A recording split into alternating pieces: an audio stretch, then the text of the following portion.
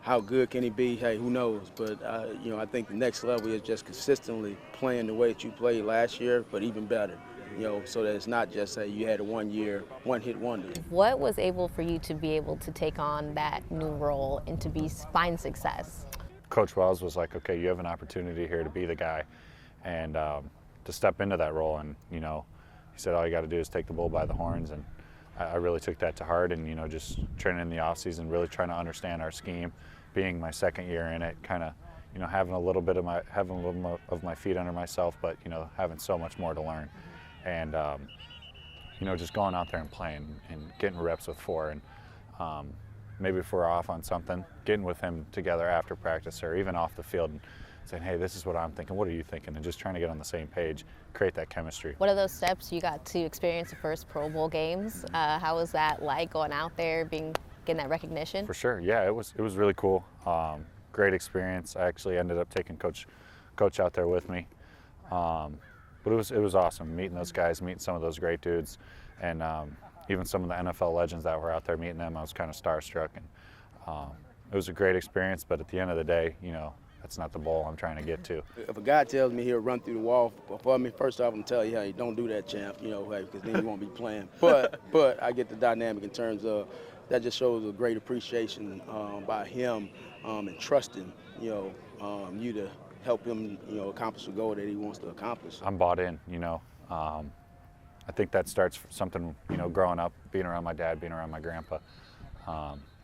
You start to see those successful teams when you see the players buying into what the coach has to say and buying into the scheme, buying into the motto or that goal. I know football, like you said, Dad, Grandpa, you got football in your veins here. Do they ever peek in, give some advice of where you could get better in the game, or are they quiet spectators? They've gotten a little quieter. Okay. I mean, I still get pointers and stuff all the time. My grandpa still gives me a lot of good. It's not always like technique or stuff like that. It's sometimes mental. It's sometimes how to persevere in situations like what we go through out here. And I couldn't be more grateful, couldn't be more blessed to have the people in my corner. And even my mom helps me with football stuff too. She's been around football her whole life, so she knows a little bit. So everybody in my family really helps me. My brother, even, he played for a long time, so our group chat's pretty live with all the football talk. Apparently, there's been a lot of singing going on some of these activities that your teammates are doing. Mm-hmm. I hear that the wide receiver group is awful. Mm-hmm. I hear the O-line group has a star in Guyton. Just wondering if the tight ends are participating in this. Do you guys have any vocal leaders? Brevin kind of folded on that one in that department. Peyton Hendershot's decent. Okay. Like a 7? Like That's a too 6. high. Like That's a too 6. high. Brevin was like a 2. Okay. I almost threw my water bottle at him. Or you rate yourself. That's important. Well, I sang Fergalicious, so Oh yes. that's my go-to. I can't mess that one up. So I know you said consistency. That's the big goal for you.